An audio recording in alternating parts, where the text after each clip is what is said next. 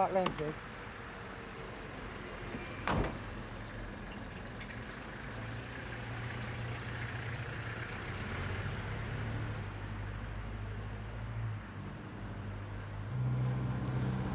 worst thing about panthers is having to touch them, or have them touch me. That's even worse.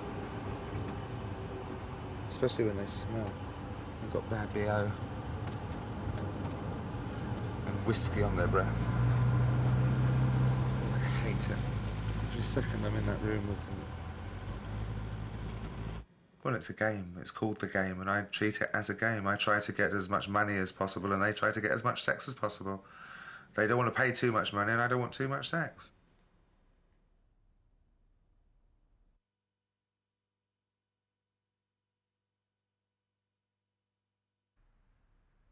I had to change my morals. I had to change. Society had kicked me out. Society didn't want to know me. So I had to completely evaluate all my morals, my standards, everything that I'd been brought up with, because I was brought up to think that prostitutes were dirty and the lowest. Are they?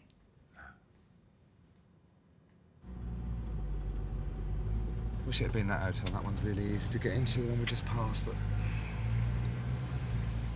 some of them are really easy and some of them are really, really hard. This one you need your passport to get into most of the time.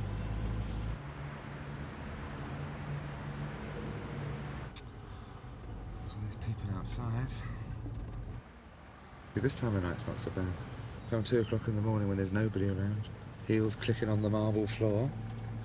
Standing there waiting for the lift to come down. Any moment the security guard's going to come and tap me on the shoulder and ask me what do I think I'm doing.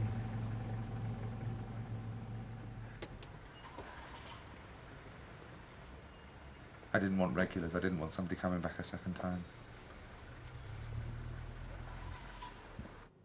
I just wanted to annoy them, to upset them after I'd got the money.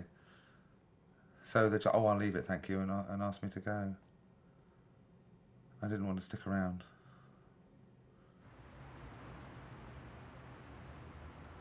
Most clients, the second they finish, they suddenly get very, very embarrassed and get their clothes on so quickly and run out the door.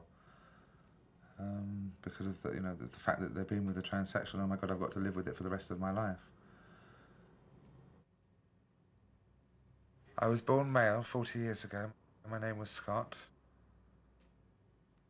10 years ago, I changed over to living as a woman. 3 years ago, I had my surgery.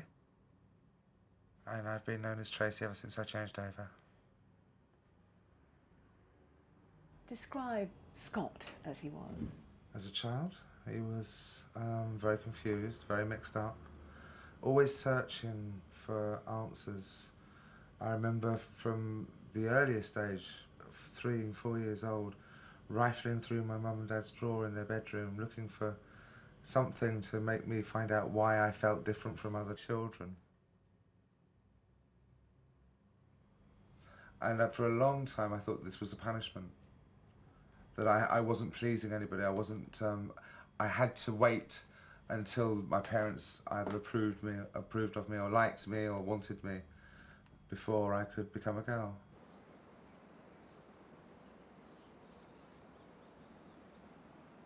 My parents were born in London and moved just after I was born to the countryside.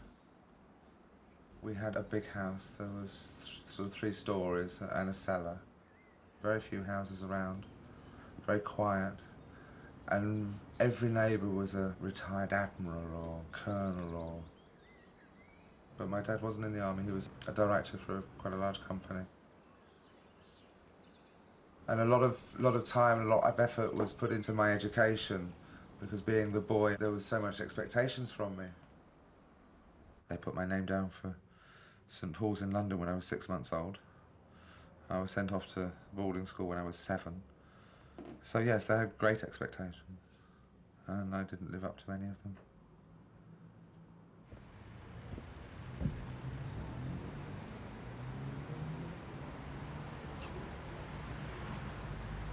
A client that's looking for a transsexual or even a transvestite isn't really looking for sex, they're really looking for a fantasy. and they're looking for their fantasy to be fulfilled. And that is that they couldn't sleep with a man because they're not homosexual, but they would like to sleep with a girl who can provide them with something that a man would have been able to supply them with. So they can't face the fact that they really fancy a man, is that it? I don't think they fancy men. I don't think that the appearance of a man is why they wouldn't want to sleep with a man. Sleeping with a transsexual is, I suppose, getting a bit of best of both worlds.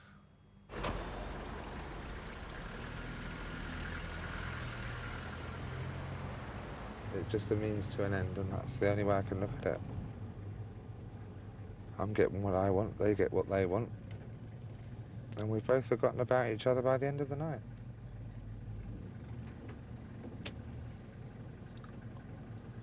The bath would help me make me forget him. How any man can spend 300, 200 pounds on an orgasm amazes me. But I'm glad they do. How early was their Tracy? The earliest memory was about 4. 4 years old. I think when you go to sort of primary school or kindergarten, you actually start to mix with people, other children of the opposite sex, and it's at that age, you know, your mum says you can't get in the bath with me anymore, and you've got to go to the boys' toilets, the girls go to the girls' toilets. And I think at that age is when gender is sort of brought into a personal identity. I think the earliest age I was about 10 when my father walked in on me in my bedroom, and I was like wearing my sister's clothes and a bit of makeup or something. And I was told to get out of those stupid clothes and come downstairs. But when I went downstairs, nothing was said. There was no mention of it. There was no discussion.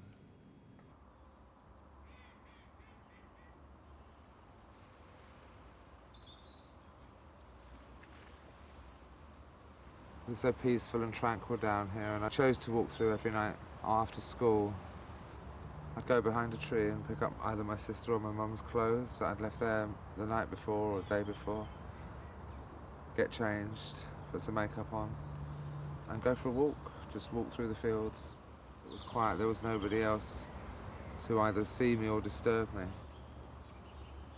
I'd just stare into the river or walk down beside the river and just think, as Tracy. It was something that I wanted to do privately, secretly. I didn't want necessarily for people to see me. It was my place for escaping.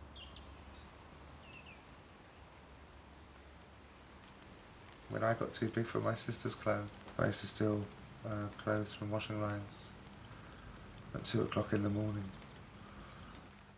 There was a lot of guilt, a lot of embarrassment, a lot of shame in everything that Scott did, really. I, Tracy, didn't like Scott at all. And I'm glad I kicked him to the curb. Tell me about the first time. How did you decide where to go, what to charge? I didn't go alone, I went with a girlfriend.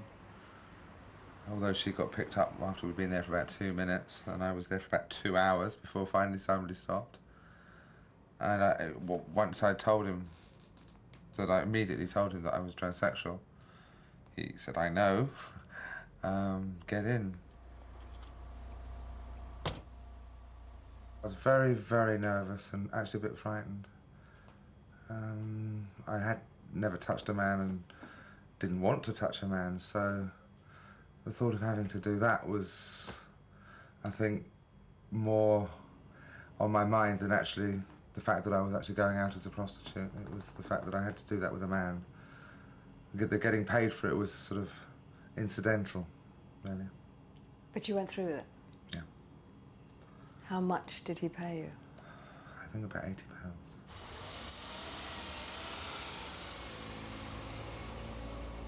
So you must have looked like a man in drag, did you? I was a man in drag at that point.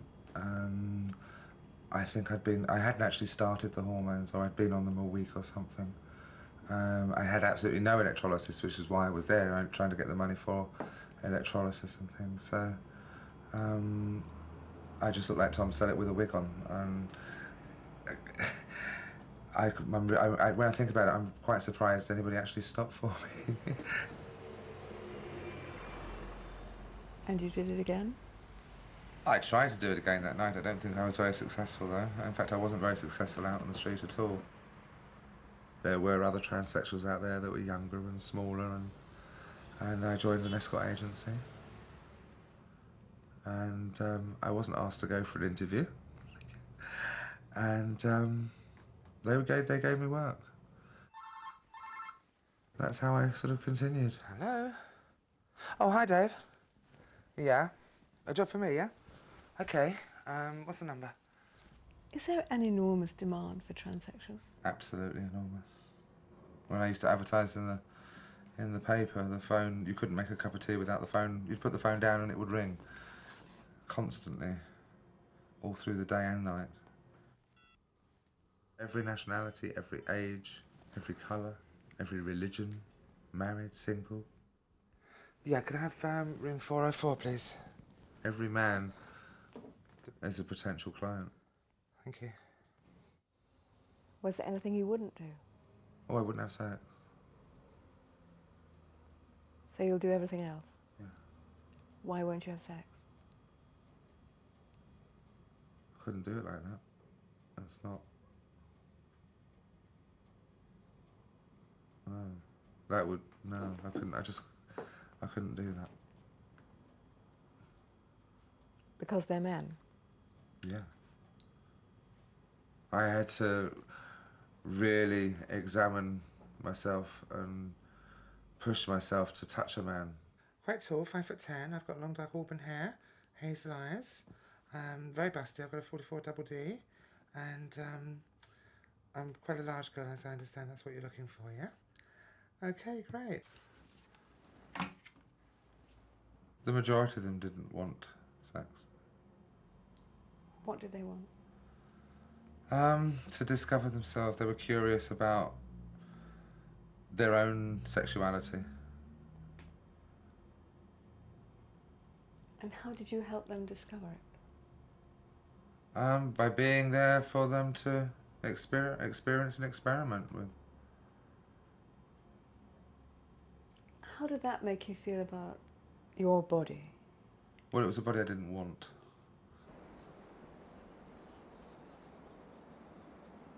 I used to go to bed at night dressed up as a girl, praying that in the morning I'd wake up and everything would be corrected. And from the age of about 8 years old, I used to go out at night dressed up, 1 o'clock in the morning, and then go to school afterwards. I liked school. I liked the challenge of learning. But I suppose I was very tired, having been out all night, coming home at 3 or 4 in the morning and getting 2 or 3 hours sleep before I went to school. I don't actually remember falling asleep in class. But when it came to careers later on in the year, I didn't want to be a fireman or a policeman. I didn't even want to be a nurse, or I wanted to be a mum.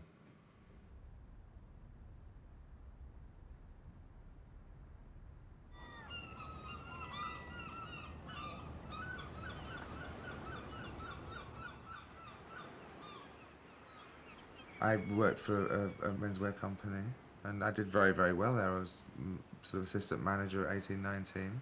But I wasn't happy with that. I wasn't happy with laying tarmac. I wasn't happy working on a beach as a lifeguard. I wasn't happy working as a projectionist in a cinema. I went into the Merchant Navy. I wasn't happy.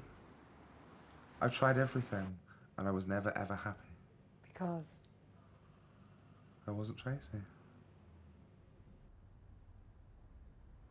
Scott was married but separated, living with another girl, but had a string of girlfriends on the side apart from that girlfriend. Not a very nice person, really. Just interested, just looking out for himself and just trying to fit the picture that Scott thought was being a man.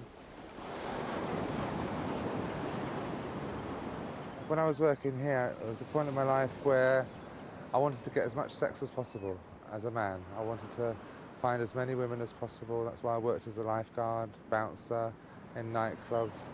I used to patrol up and down the beach looking for women rather than people drowning. Although Scott knew that he wanted a sex change, it wasn't a thought that was brought out into the open. It was hidden and therefore suppressed the whole time.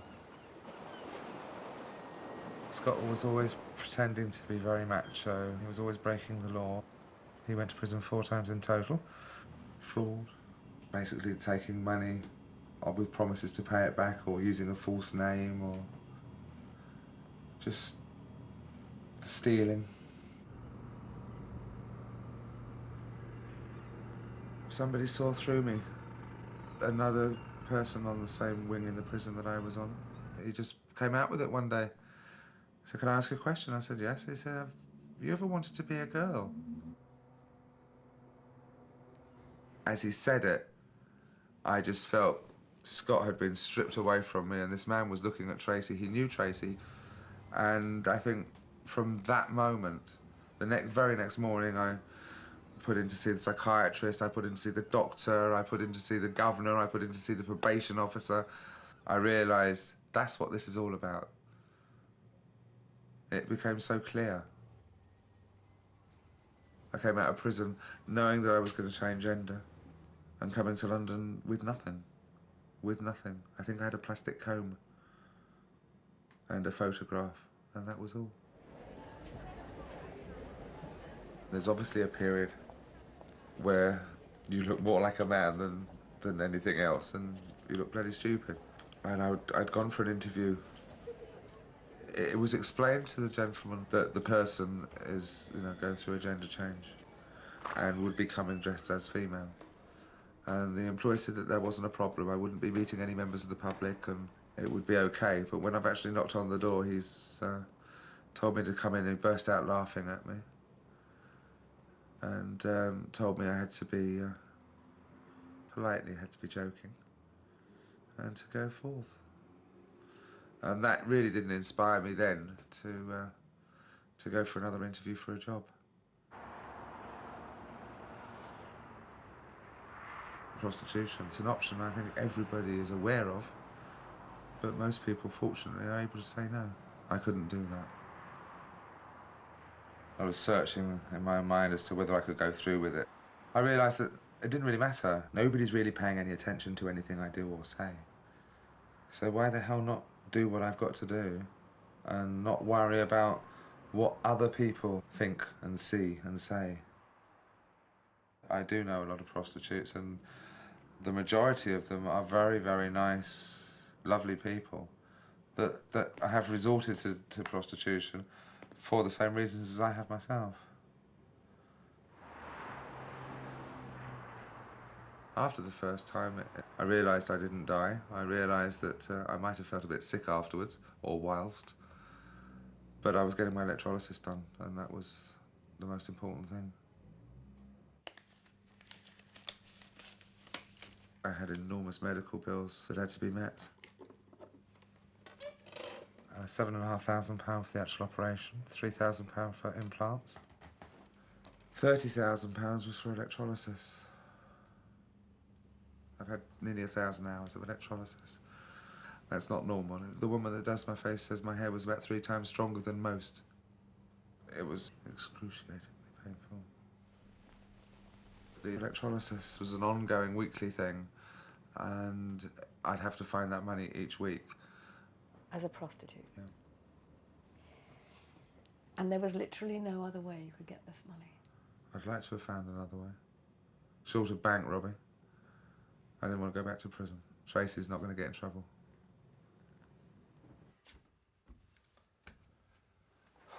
Since I had surgery, it's very difficult to actually find clients.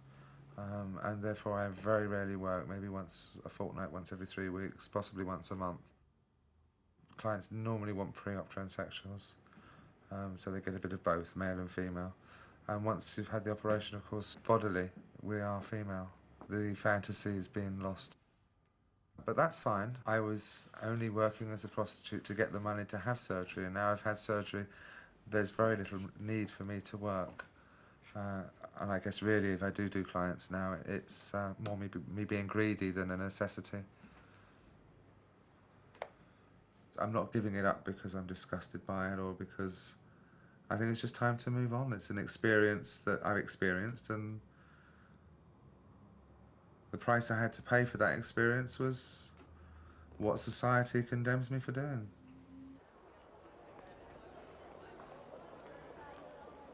But I don't really care what I look like, or how big I am, or how deep my voice is. I'm happy. If I wanted to find a partner, I could find a man very easily, but I'm not interested in men. And finding females interested in me is perhaps a little bit harder. How are you?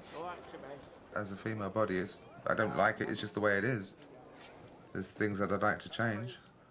No, just two. But not gender. Okay. I'm happy with my gender now. Right, cheers. The brain and the body match. Here we are. Right, Oh, cheers, thanks. thanks. Have a nice weekend. Bye. I feel that society does accept prostitutes more than they accept transsexuals. Prostitutes have certainly been around a lot longer than transsexuals. I've had eggs thrown up at my window, I've been spat on, I nearly got run over once. I've taken stick, I've taken abuse, verbal and physical. But, you know, you carry on.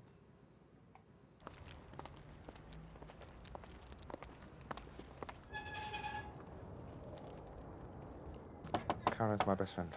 I met her nearly 7 years ago. Hiya. Hiya. Happy birthday. Thank you.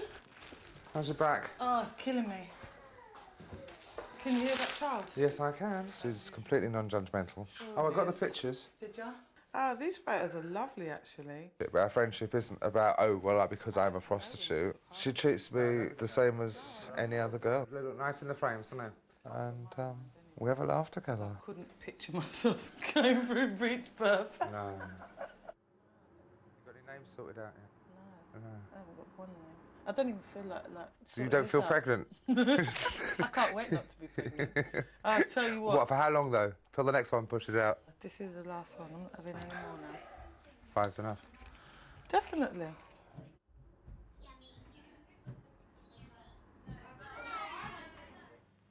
I married for the right reasons, and I had children for the right reasons. I wanted children, and I wanted to provide and everything for children. I was just unable to. I did love the women that I married, and I loved the children that came from those marriages, but not as a father, not as Scott. Unfortunately, I haven't been given the opportunity to love them as Tracy because I haven't been allowed to see them. Why not? My family, and I include my wives in that, was two ex-wives, they weren't prepared to allow the children to see Tracy. Because the ridicule and the problems they would have at school. When I left, I was told you're not allowed to see the kids, but you can phone them. And that was painful. And then I was instructed that I had to tell the kids that I was emigrating to America.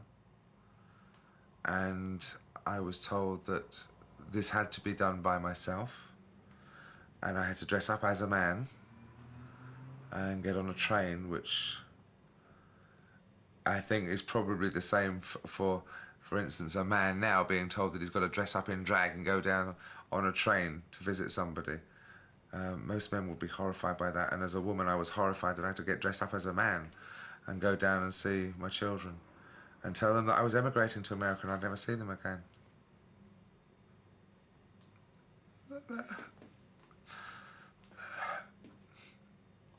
It's got back on the train on my own as well, and I couldn't. My eldest one cried. No, my eldest one said, oh, it's okay. And my youngest one cried. She'd missed me.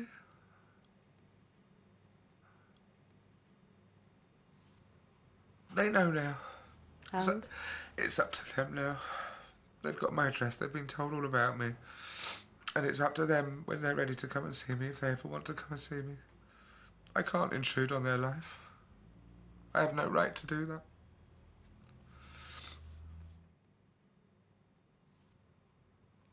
I don't know whether they could accept the fact that I'd worked as a prostitute. It's not just your dad's a transsexual, but your dad's a transsexual prostitute isn't nice.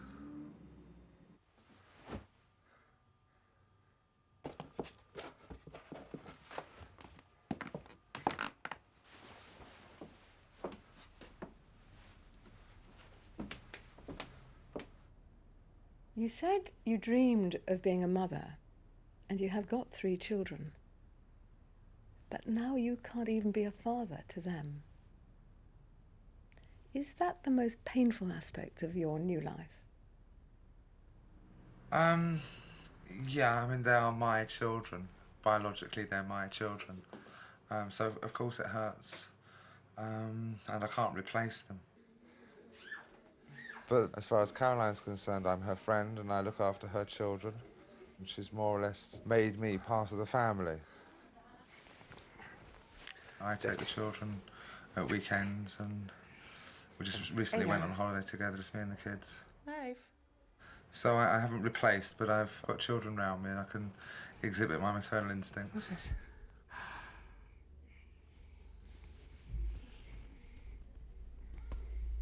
When I go to the house and they see me out the window, they come running out the house, and that's the warmest feeling. That's lovely. They also call me Mum sometimes.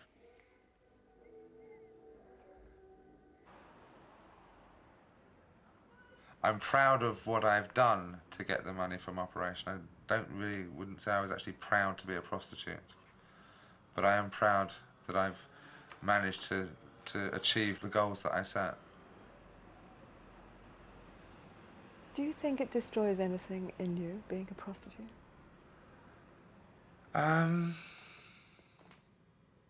Yeah, a little bit. A little bit. What does it take? Quality. What do you mean? The feeling that you belong with society.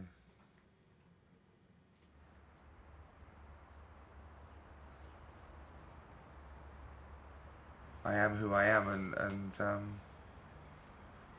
I don't see why I should have to change my mind for other people. I want to live my life the way my life was meant to be lived. Sometimes I wish maybe I could come back to that house and start all over again.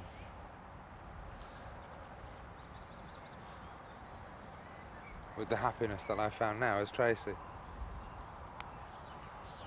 Who knows how my life might have turned out.